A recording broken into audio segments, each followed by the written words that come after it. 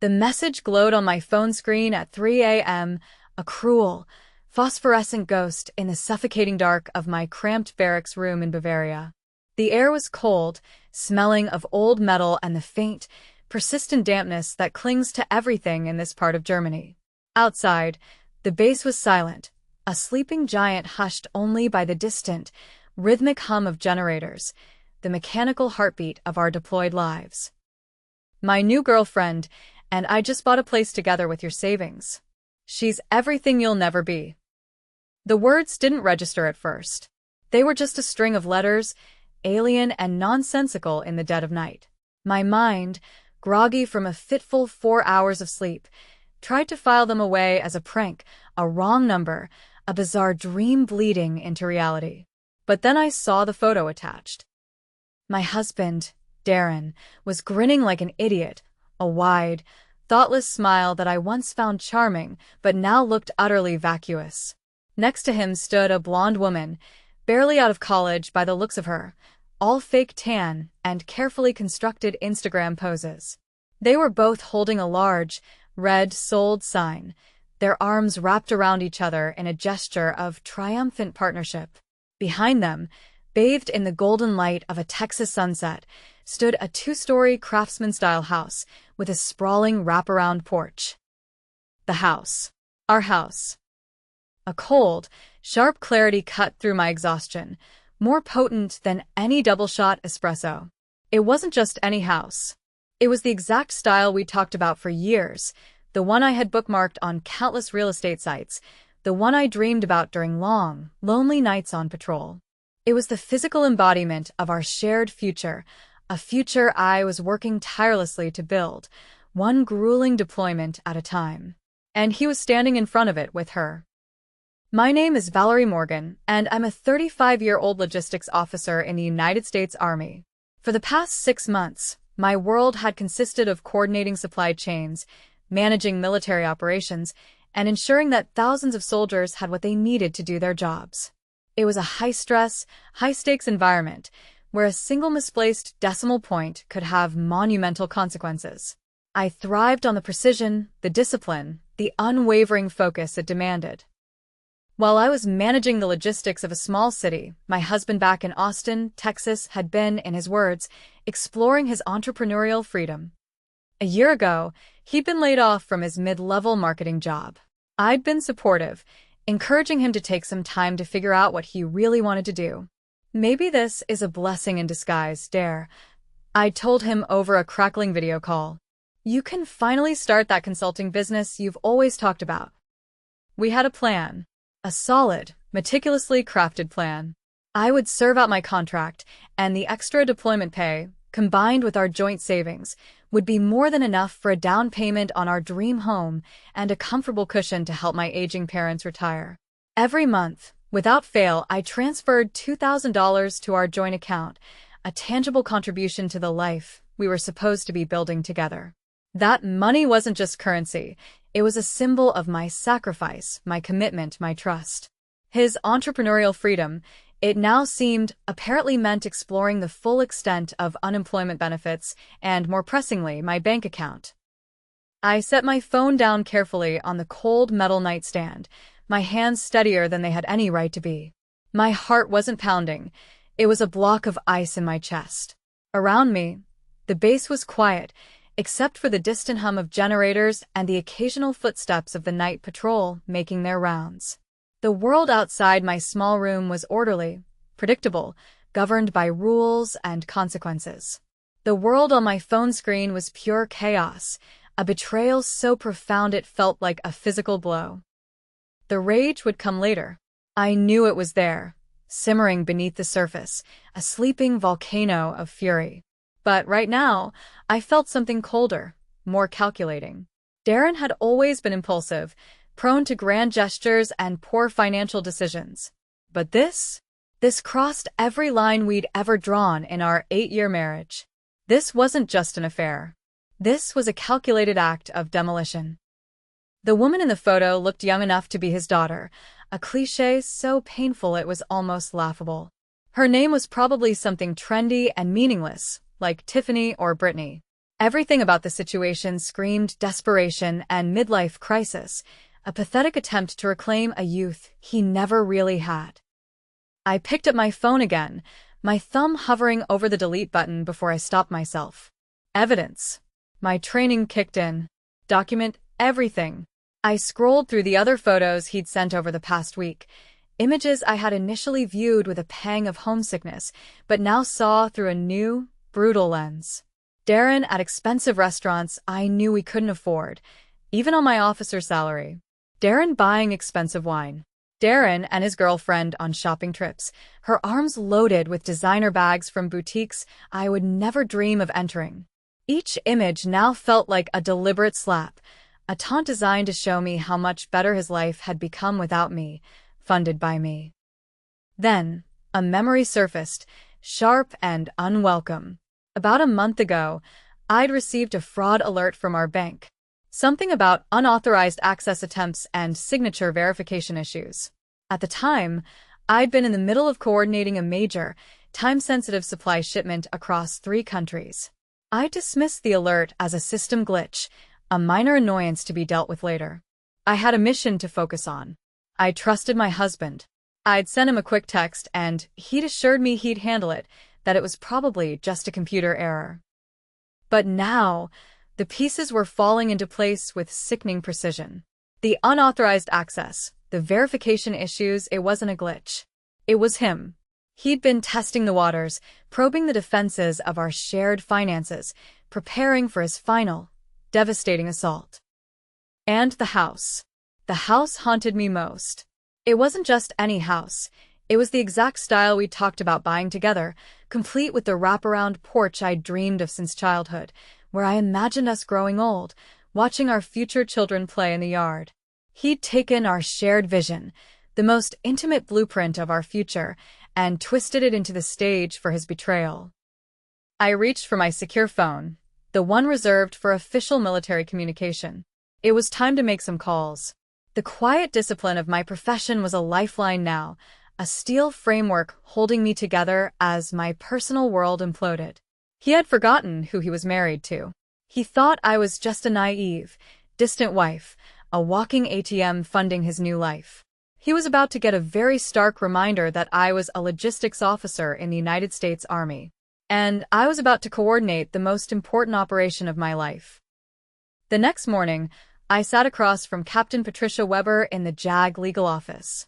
The room was small, sterile, and smelled of burnt coffee and grim determination. Patricia was in her 40s, with sharp, intelligent eyes that had seen everything. She had a reputation for being tough but fair, a woman who had seen enough military spouse betrayals to fill a field manual. "Tell me everything," she said, her voice calm, and even as she slid a legal pad across the desk. I handed her my phone, my personal phone, feeling a wave of shame as she scrolled through the photos and messages. It felt like laying my entire life, my entire failure of a marriage, bare for inspection.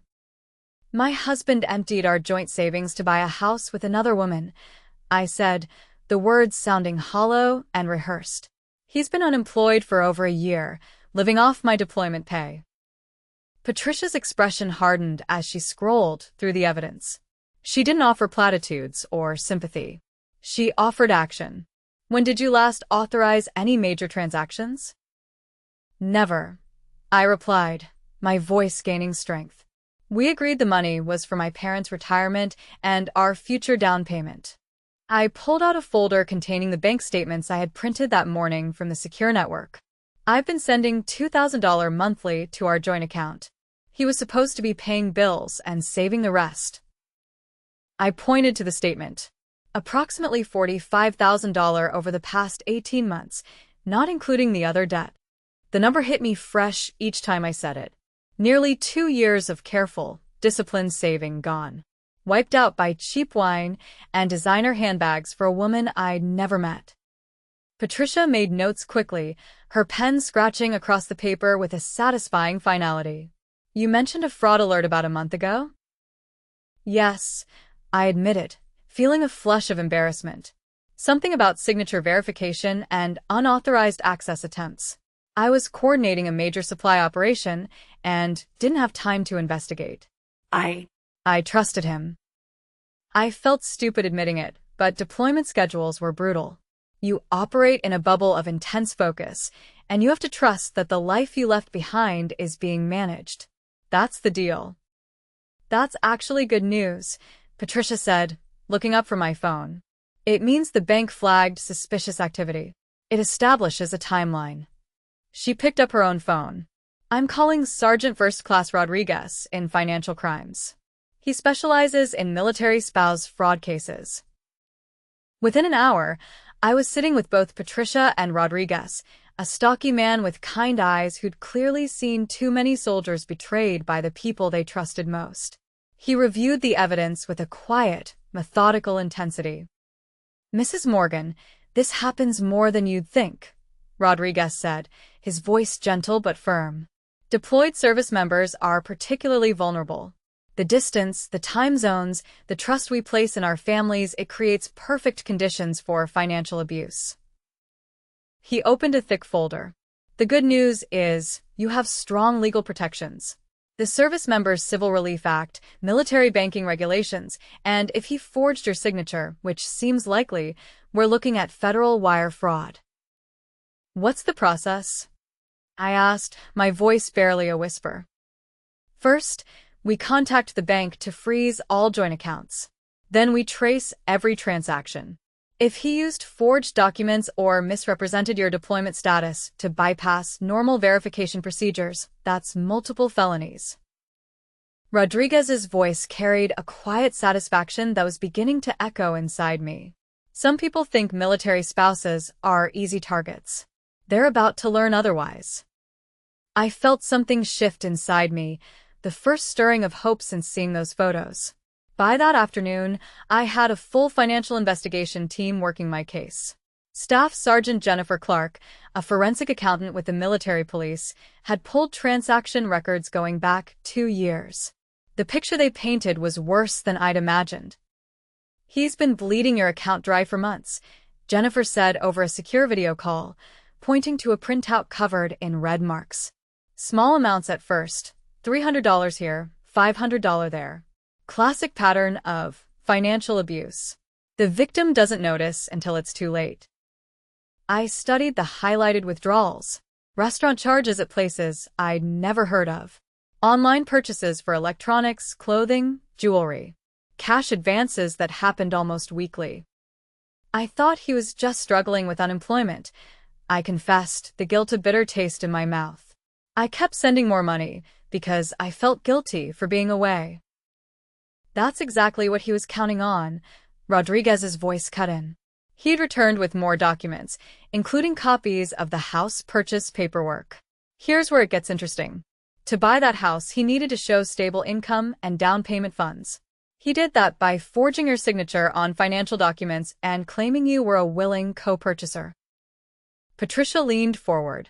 Show her the loan application. Rodriguez spread out several pages. There, in handwriting that almost looked like mine, was my signature on mortgage documents. My supposed income was listed as my full military salary plus a fictional consulting business. My deployment was misrepresented as a temporary assignment, suggesting I'd be returning to Texas permanently within months. He told them you were deployed but actively participating in the purchase, Jennifer explained. Made it seem like you were shopping for houses via video calls and had given him power of attorney for the closing. I felt physically sick. Power of attorney, that doesn't exist. correct. Which makes every document he signed a forgery and every representation he made fraud. Rodriguez's tone was grimly satisfied. The girlfriend's involvement makes it worse. She signed documents claiming to know you personally and confirming your consent to the purchase. She's never met me. Conspiracy to commit wire fraud, Patricia noted. They both knew the representations were false. Jennifer pulled out her laptop. I've already contacted the title company and the bank. The Service Members Civil Relief Act gives us significant leverage here. When they find out a deployed service member's signature was forged and their protected funds were misused, everything stops. What happens next? I asked. Tomorrow morning, investigators from the Office of Service Members Civil Relief will be waiting at the title company, Rodriguez said. Darren and his girlfriend are scheduled to complete the final closing paperwork at 10 a.m. Texas time. I looked at the photo of the house again. My dream home, bought with my betrayed trust. Will I get the money back? Every penny, Patricia assured me, plus interest, penalties, and probably their legal fees when this is over. For the first time in days, I smiled. My husband thought he was so smart, but he'd just committed federal crimes with a paper trail that would make a prosecutor's job easy. The next morning, I found myself pacing the communications room at 4 a.m., calculating time zones obsessively. It was 9 a.m. in Austin, 1 hour before Darren and Tiffany's scheduled closing. I'd barely slept, running through every possible scenario of what was about to unfold. My secure phone buzzed with an encrypted message from Rodriguez. Assets frozen. Team in position. Will update hourly. Patricia found me there, clutching a cup of coffee that had gone cold hours ago. You know, you don't have to watch this unfold in real time, she said gently. Yes, I do, I replied. I couldn't explain why, but I needed to be present for this moment, even from 4,000 miles away. He spent months planning this betrayal, sending me those photos to hurt me. I want to know the exact moment it all falls apart. She sat down beside me. A lifetime later, at exactly 10:15 a.m. Texas time, my phone rang. It was Rodriguez, calling from Austin. Valerie, we got them. I put the call on speaker so Patricia could hear. What happened? They walked into the title company like they owned the world, Rodriguez began, his voice laced with satisfaction. Darren was actually bragging to the girlfriend about how easy it had been to access your money. Said military wives were too trusting and stupid to notice anything. My hands clenched into fists. He said that. In front of two investigators who recorded every word, Rodriguez sounded pleased. When the title company representative told them there was a problem with the signatures, Darren got belligerent. Started yelling about how his wife was deployed and couldn't be expected to come in person for every little detail. Then what? That's when Officer Janet Martinez from Service Members Civil Relief introduced herself. She explained that forging a deployed service member's signature on financial documents was a federal crime, and that all assets related to the transaction were being frozen, pending investigation. I could picture Darren's face, the arrogance melting into panic. How did he react? Denied everything at first. Claimed you'd given him permission for all of it. Then the girlfriend started crying, saying she didn't know any of this was illegal. Rodriguez paused. But here's the best part. Martinez asked him to explain the power of attorney documentation, and he couldn't produce any legitimate paperwork. Because it doesn't exist. Exactly. That's when he realized how much trouble he was in. Rodriguez continued his account, and I could hear the satisfaction in his voice. The title company had to call their legal department immediately. Turns out, when they ran the verification checks this morning, which they should have done weeks ago, half the documents didn't match their security protocols. What kind of documents? Patricia asked, taking notes. Employment verification letters, claiming Valerie worked for a consulting firm in Austin. Bank statements showing joint income that didn't exist. Even a letter, supposedly from Valerie's commanding officer, giving her permission to purchase property while deployed. Rodriguez's voice carried professional disgust. All forged, all easily disproven. Amateur hour. Darren's not nearly as smart as he thinks.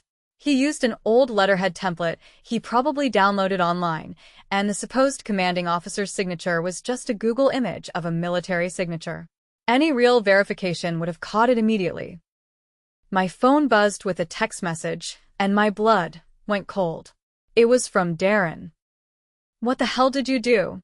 They're saying I committed fraud. This is your fault for not being here. I showed the message to Patricia, who shook her head. Even when caught red-handed, he's still blaming you. That's going to look great in court. Rodriguez was still talking. The girlfriend's involvement runs deeper than we initially thought. Tiffany wasn't just a passive participant. She actively helped forge documents.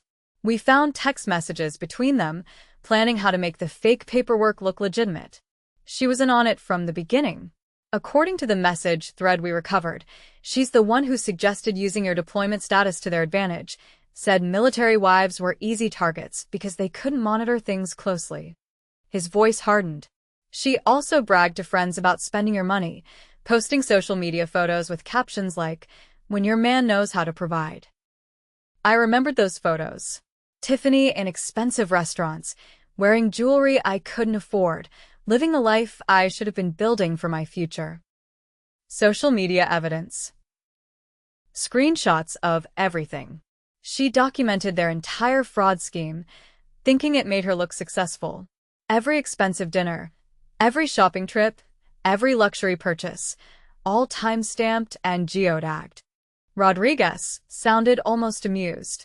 Criminals who post their crimes online make our jobs much easier. Patricia was making rapid notes. What's the immediate fallout? All joint accounts frozen. The house sale is voided. The title company is facing their own legal issues for not properly verifying the documents, and both Darren and Tiffany are looking at federal charges. My phone buzzed again with another text from Darren. You ruined everything. Tiffany's crying, and it's all your fault. I loved you, and this is how you repay me. I showed it to Patricia, who laughed darkly. He loved you so much he stole your money and bought a house with another woman. That's definitely going in the evidence file. Rodriguez continued. The U.S. Attorney's Office is very interested in this case. Military spouse fraud is a priority for them, especially when it involves forged documents and identity theft.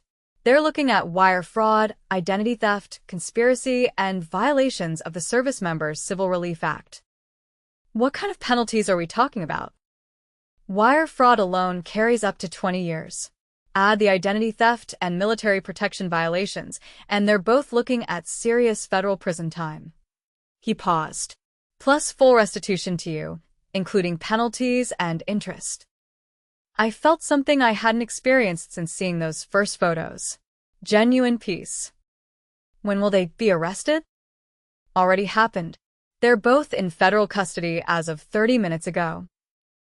3 hours later, I was back in the communications room when Jennifer Clark called with updates that made everything even more satisfying. Valerie, you need to hear this. When we executed the search warrant on their apartment, we found evidence of a much bigger scheme, Jennifer said, her voice carrying barely contained excitement. I put her on speaker. What kind of evidence? Darren's been doing this to other military spouses. We found files on 3 other women whose husbands are deployed, complete with forged documents and stolen financial information. She paused for effect. He wasn't just betraying you. He was running a military spouse fraud operation. Patricia's eyebrows shot up. Other victims? All logistics or supply officers like Valerie. All deployed to locations with challenging communication schedules. He specifically targeted women in positions where they'd be too busy to monitor accounts closely. Jennifer's tone turned grim. Tiffany helped him research the targets through social media, identifying spouses with good credit and steady military income. I felt sick thinking about other women going through what I'd experienced. How much money total? Preliminary estimate is over $200,000 across 4 victims, including you. But here's where it gets interesting. The girlfriend wasn't just his accomplice. She was the mastermind. That revelation hit me like a slap. Tiffany planned this? According to C's communications, she approached Darren after meeting him at a bar 6 months ago. She'd researched military spouse fraud techniques online and was looking for someone with access to deployed partners. Jennifer's voice carried professional disgust. She specifically targeted older, unemployed men married to successful military women. Patricia was furiously taking notes. So, this was a premeditated identity theft operation. Gets better. Tiffany's real name is Tiffany Rodriguez. She's been using multiple identities to run romance scams for years. The name sent a jolt through me. Rodriguez. I glanced at the sergeant, who was now listening intently. No relation, he grunted. a muscle ticking in his jaw. Jennifer continued, unaware of the coincidence. The Instagram fitness coach persona was completely fake, designed to attract men like Darren who were feeling insecure about their wife's success. I thought about those photos again, my husband grinning beside someone who'd manipulated him into destroying our marriage. Was any of their relationship real? Based on the evidence, she was planning to disappear once they'd stolen enough money to buy the house outright. The mortgage was just a temporary step. She intended to refinance or sell quickly, taking her share and moving on to the next target. My phone buzzed with yet another message from Darren. They're saying Tiffany is a criminal who used me. You have to help me. I made a mistake, but I didn't know she was lying about everything. I showed the message to Patricia, who rolled her eyes. Now he wants her help. Classic manipulation. Jennifer continued, the best part is that their arrest was recorded by the title company's security cameras. Darren completely lost it when he realized the scope of the charges, started screaming that Tiffany had lied to him about everything, that he thought you'd given permission for the house purchase. Did he really believe that? Hard to say. The messages we recovered suggest he knew it was wrong, but convinced himself he deserved your money because of your successful career. Jennifer's voice softened slightly. He also wrote several drafts of messages to you that he never sent. Apologies mixed with resentment about feeling like a failure compared to your military achievements. I felt an unexpected pang of sadness. Our marriage had problems, but I'd never imagined they'd lead to federal crime. What happens to the other victims? We're contacting them today. Thanks to your case, we can recover their money and prevent Tiffany from targeting anyone else. Jennifer paused. You probably saved several families from financial ruin. That thought gave me something I hadn't expected, purpose beyond just personal justice. 2 weeks later, I received a call that made everything worth it. Rodriguez was calling from the federal courthouse in Austin, where Darren and Tiffany had just appeared for their arraignment. Valerie, you should have seen it, he said, barely containing his amusement. Darren showed up thinking he could charm his way out of federal charges. Wore his best suit, brought character references, the whole performance. I was sitting in my barracks room, finally able to sleep normally again now that justice was moving forward. How did that work out for him? About as well as you'd expect. The federal prosecutor laid out the entire scheme, the forged documents, the identity theft, the conspiracy with Tiffany, the other victims. When they got to the part about him bragging to investigators about how easy it was to steal from military wives, his lawyer actually put his head in his hands. I couldn't help but smile. And Tiffany? Even better. Turns out she had warrants in 3 other states for similar fraud schemes. The Instagram fitness coach thing was just her latest identity. She's been running romance scams and military spouse fraud for over 2 years. I felt a weight I'd been carrying for weeks finally lift. When's the trial? They're both plea bargaining now. Full restitution to all victims, plus penalties and court costs. Justice was finally coming. A month later, I was video calling Patricia from my barracks when she delivered the news I'd been waiting for. Both plea deals are finalized, she said, grinning at the camera. Darren pled guilty to all charges in exchange for 4 years federal prison, plus 5 years probation. Full restitution of $93,000 to you, including penalties and interest. I sat back in my desk chair, finally able to process that it was really over. And Tiffany? 7 years federal prison. No early release eligibility. She has to pay restitution to all victims across multiple states. Total amount is over $300,000. Patricia's expression grew serious. The judge specifically mentioned that military spouse fraud undermines national security by targeting service members' families. That evening, a letter arrived through the military mail system, forwarded from the JAG office. It was from Darren, sent through his lawyer. Patricia called me. Darren sent a letter through his lawyer, she said carefully. He wants to apologize and ask for your forgiveness when he gets out of prison.